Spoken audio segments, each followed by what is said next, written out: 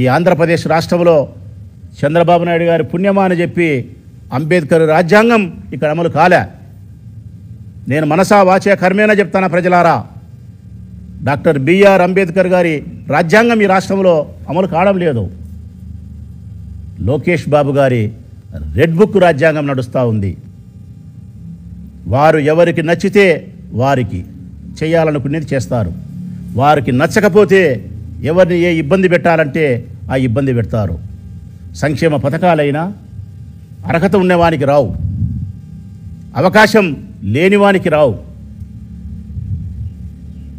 వారికి నచ్చిన పార్టీకి నచ్చిన వారికి.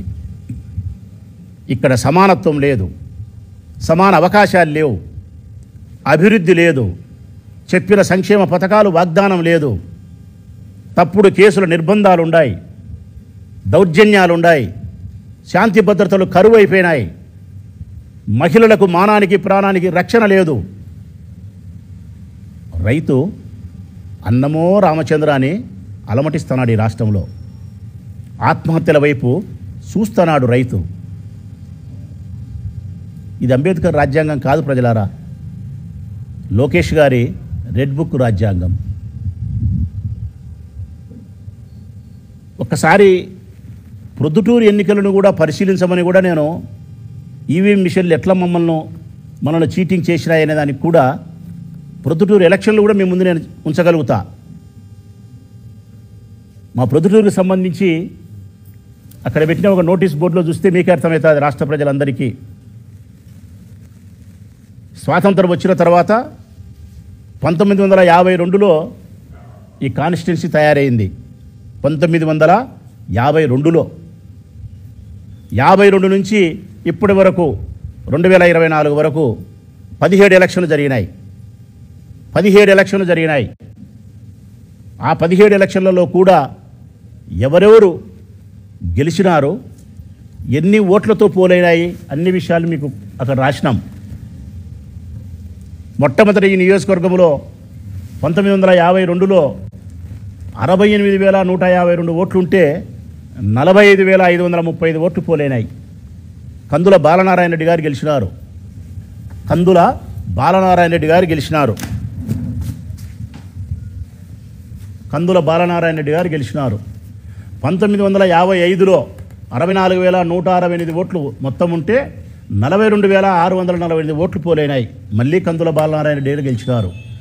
1957లో 44,453 ఓట్లు పోలైతే చంద్రబాబు నాయుడు గారు గెలిచినారు. 1962లో 77,194 ఓట్లు ఉన్నాయి. 63,612 ఓట్లు పోలైనాయి. పార్nem వీరమరెడ్డి గారు గెలిచినారు. 1967 72,924 ఓట్లు ఉంటే 56,121 పోలైనాయి. ఆర్ రామసుబ్బారెడ్డి గారు గెలిచినారు. 1972 93,289 ఓట్లుంటే 64,485 ఓట్లు పోలైతే కొప్పరపు సుబ్బరావు గారు గెలిచినారు. కొప్పరపు సుబ్బరావు గారు. 1983 1,34,068 ఓట్లుంటే 1,01,733 ఓట్లు పోలైనాయి. ఎంవి రమణారెడ్డి గారు గెలిచినారు.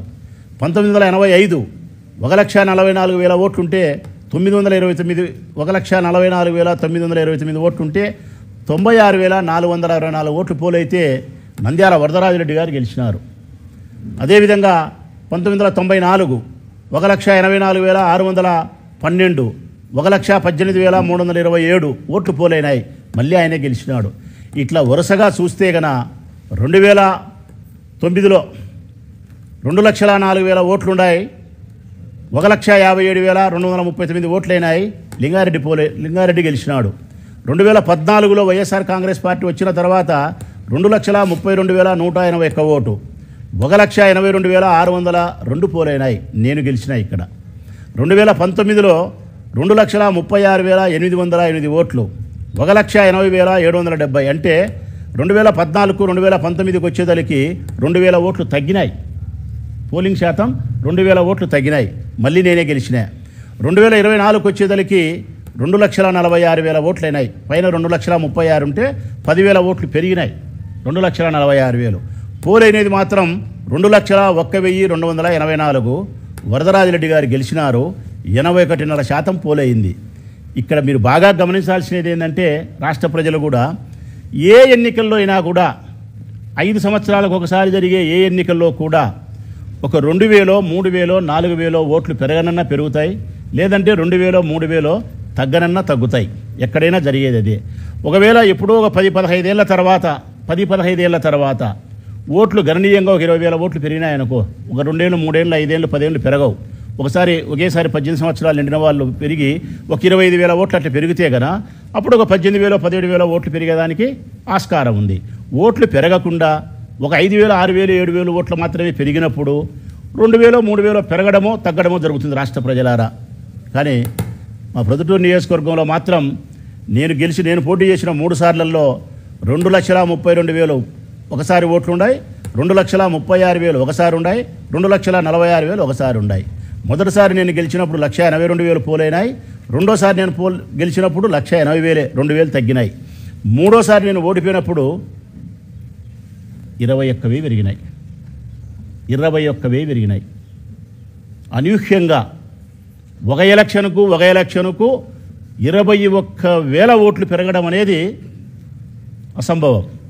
ఇక్కడ ఒకవేళ 236కు 246కు ఇక్కడ ఒక 30,000 ఓట్లు పెరిగి ఉంటే 30,000 ఓట్లు పెరిగి ఉంటే ఒక 15, 16, 17, 18, 20 ఓట్లు పెరిగినా అంటే అర్థం ఉంది. పెరిగినదే 8,000, 7,000 ఉంటే 20,000 ఓట్లు ఎట్లా పెరుగుతాయి? ఒకవేళ మీరు చెప్పిన ప్రకారం 80% పోలైనాయి అనుకుంటే 10,000 ఓట్లు పెరిగినా 10కి పర్సెంటేజ్ 80 ప్రకారం 8,000 పెరగాల. 21,000 ఎట్లా పెరుగుతాయి? 21,000 ఎప్పుడే కానీ పెరిగిన దాఖలాలు లేవు. అంటే కారణం ఈవీఎం మిషన్ల యొక్క చీటింగ్. 100కు 100% ఈవీఎం మిషన్ల యొక్క చీటింగ్. దాంట్లో ఒక పర్సెంట్ కూడా నాకైతే అనుమానం లేదు. ఎందుకు అది చెప్పగలుగుతానని నేను ఇంత ఈవీఎం మిషన్లు చీటింగ్ చేయగలిగినాయంటే ఫారం 17C అని ఉంటుంది. ఫారం 17C పార్ట్ 1 ఇది ఏం చెప్తుంది? ఇది ఏం చెప్తుంది అంటే గనా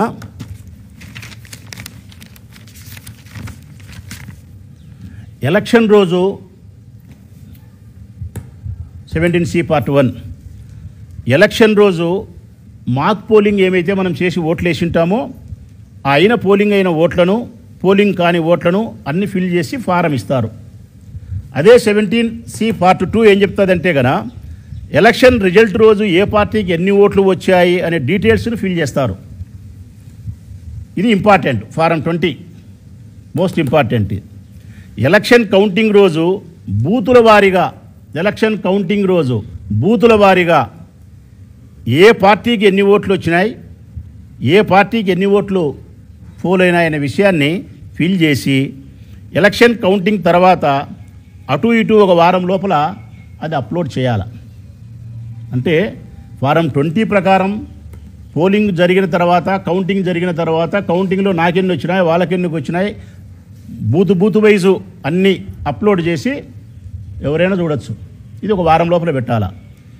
అది ప్రతిసారి దేశంలో అట్నే జరుగుతూ ఉన్నాయి. అది ఈ రాష్ట్రంలో మాత్రం 109 రోజుల వరకు పెట్టలే.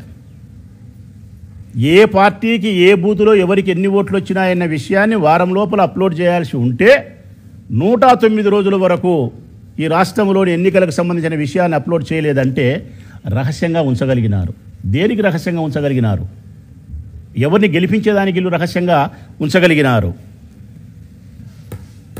కంపేర్ చేయవలసినది కూడా ఎప్పుడైనా మనం కంపేర్ చేయాల్సినది కూడా ఈ 17C పార్ట్ 2లో ఉండేదాన్ని ఫారం 20లో ఉండేదాన్ని కంపేర్ చేయాలి. అంటే ఏం చెప్తాది కంపేర్ చేయాల్సిందంటే గన బూతుల వారుగా ఒకవేళ ఏదైనా తేడా ఉంటే మనం వెరిఫికేషన్కి వెళ్ళొచ్చు. వెరిఫికేషన్కి మనం వెళ్ళాలంటే గన ఫారం 20లో ఎన్ని వచ్చినాయనేది మనం చూసుకోవాలంటే అప్లోడ్ చేయాలి. వాళ్ళు అప్లోడ్ 109 రోజులు చేయకుండా రిజల్ట్ ప్రకటించి మన కోర్టు పోయే అవకాశం కూడా లేకుండా, ప్రశ్నించే అవకాశం కూడా లేకుండా 109 రోజుల తర్వాత పెట్టి మళ్ళీ ఆ తర్వాత మనం ప్రశ్నిస్తామని తెలుస్తానే డిలీట్ చేయడం, డేటాను కంప్లీట్గా డిలీట్ చేయడం. అంటే ప్రజలకు వచ్చినటువంటి అనుమానాన్ని నివృత్తి చేయాల్సిన ఎన్నికల కమిషను అనుమానాన్ని నివృత్తి చేయకుండా ఆ అనుమానాలు బలపడే విధంగా మరింత విధ్వంసకరమైనటువంటి చర్యలకు పాల్పడినప్పుడు ఈ రాష్ట్ర దేశ ప్రజలకు అనుమానం బలపడుతుందా, బలపడదా? ఒక అభ్యర్థిగా వైఎస్ఆర్ కాంగ్రెస్ పార్టీ అభ్యర్థిగా పోటీ చేసిన నేను మనస్ఫూర్తిగా నమ్ముతా ఉన్నా. ఈనాడు మొట్టమొదటైతే నేను పట్టించుకోలే కానీ పూర్తిగా నమ్ముతానా. ఇప్పుడు ఈవీఎం మిషన్లు చీటింగ్ చేసినాయి. వైఎస్ఆర్ కాంగ్రెస్ పార్టీ ఓడిపోవడానికి కారణం ప్రజా వ్యతిరేకత కాదు, ప్రజా విశ్వాసాన్ని మెండుగా కలిగిన జగన్మోహన్ రెడ్డి పార్టీ మేము పెద్ద ఓట్లతో గెలవాల్సిన వాళ్ళం. ఈవీఎం మిషన్ల చీటింగ్ వలన మేము ఓడిపోయినాం, ఇది సత్యం.